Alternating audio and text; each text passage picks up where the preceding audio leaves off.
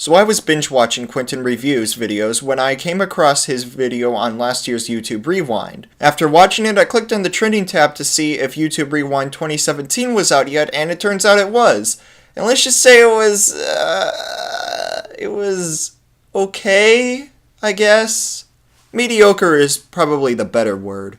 So one of the biggest problems of last year's YouTube Rewind was that they had a lot of celebrities that weren't actually YouTubers and didn't get famous off of YouTube at all.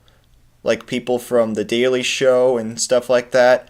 So YouTube being YouTube, they decided that would be the best way to start this year's Rewind. I think this is John Oliver, I'm not really sure, I don't watch these Daily Show, Night Show, whatever guys.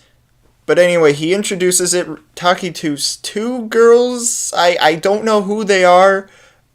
I'll put up on screen if I find out they're YouTubers and who they are, if I bothered to do any research. Throughout the video, I probably recognized only about 10% of the people that were in this video. Now, to be fair, that's probably because a lot of them were foreign YouTubers, so it makes sense that I wouldn't recognize a few faces here. However, I could still only count on one hand the number of people that I saw in the video that I recognized.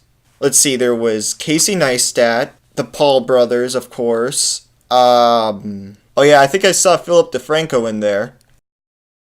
Also, apparently Jax Films was in there. I watched the behind the scenes and they interviewed him, so I guess he was somewhere in the video, but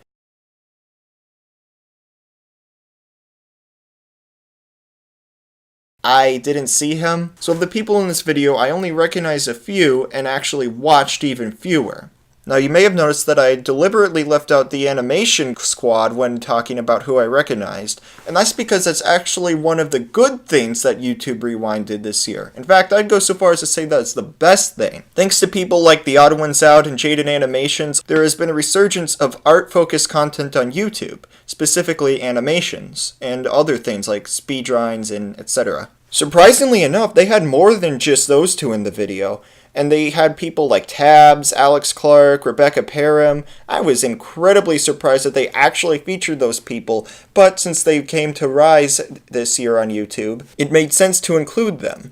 So I'd say that that was probably the most intelligent decision YouTube has made within the past 2 years. Granted, there's not a lot of competition for that title, but still, good on you on that, YouTube. But other than the animation, guys, pretty much everything else in the video was mediocre at best. One thing I can definitely say about this video is that there was too much slime.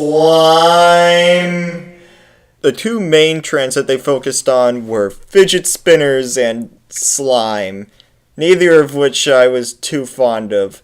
I got a fidget spinner once and got bored of it within like a day, and I never understood the slime thing. I just don't get that. But as much as I don't like those trends, they were trends this year, so I'll give them a pass. They had a selection of memes this year, and they were okay.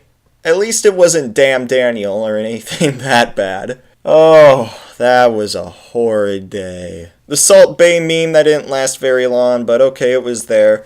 All-Star, that was cool to see. I don't think that it was really popular this year specifically, but I don't know. The years kind of blur together for me at this point. I think they really ruined the Shooting Stars meme, though. It just goes on and on and on. I mean, I kind of like that meme, but you don't need to repeat it over and over again. I should probably also mention that Jake and Logan Paul are both in this video, and I'm sure a lot of people are going to be outraged that someone like Jake Paul is in it, but honestly, it only makes sense to have him because he was big this year, everyone knew about him, and as much of a disaster as he is in my opinion, a lot of people seem to like him, so I guess he gets a pass. And Logan as well. Finally, I'm going to talk about what pretty much everyone has been complaining about, and that is the lack of certain YouTubers. First of all, no PewDiePie this year. I think we all know why. He went through a lot of controversies this year, but come on, he's #1 on the site. You'd think they'd want to have at least him somewhere. H3H3 also wasn't in it, but luckily I did my research like a good little boy before recording this video, and it turns out they actually invited him, but it didn't fit with his schedule. Although the person I would have liked to see most in this video that wasn't in it was iDubbbz. iDubbbz without a doubt had a very successful year. I know that his content is very edgy and pushes the boundaries a lot, but that's kind of what YouTube is for in a way. Or at least, that's what a lot of us think it should be for.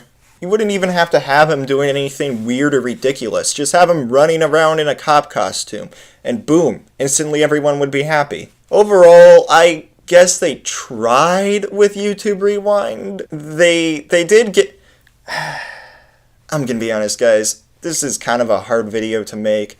I was like, oh yeah, YouTube Rewind 2017. Let's cash in on the views or whatever. It's a topic that people are gonna want to hear about. But honestly, this video was just meh overall. It wasn't terribly bad and nearly offensive like last year, but it wasn't exactly mind-blowingly good. The only thing that actually impressed me in this video was the cameos from the animation guys. I guess the best way to conclude this is to say that they tried this year, they tried, but I think they could have tried a little harder. They did get plenty of trending things in there with various memes, but I think they missed out on some guys that would have been really cool to have in the video, simply because YouTube typically doesn't promote them so much. In fact, the only YouTubers in this video that I noticed that push the boundaries at all, even remotely, are Tabs and Jack's Films. The latter of which I didn't even see in the video. I didn't even know he was there until the behind the scenes. Just imagine how cool it would have been if they had someone that we thought YouTube hated because they were edgy, like iDubbbz, Filthy Frank, Max Mofo, any of those guys. Think of how great that would have been and unexpected. But YouTube doesn't like to take risks. They like to be bland. Now that I think about it, this video actually does a very good job of summarizing YouTube this year. Nothing crazy or unexpected or interesting. Just there. Meh. Speaking of meh, I'm surprised they didn't have anything from the Emoji Movie.